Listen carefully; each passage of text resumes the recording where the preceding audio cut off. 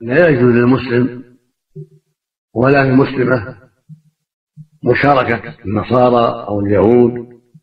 أو غيرهم من الكفرة في أعيادهم، بل يجب ترك ذلك،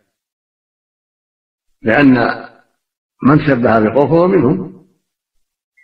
والرسول صلى الله عليه وسلم حذرنا من مشابهتهم، التخلق بأخلاقهم، فعلى المؤمن وعلى المؤمنة الحذر من ذلك، وألا يساعد في إقامة هذه الأعياد بأي شيء، لأنها أعياد مخالفة لشرع الله ويقيمها أعداء الله، فلا يجوز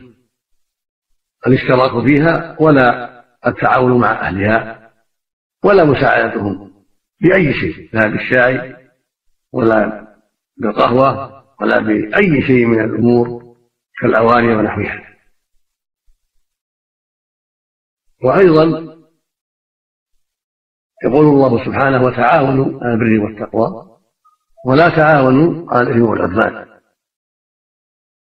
المشاركة مع الكفرة في أعيادهم نوع من التعاون على الإثم والعدوان،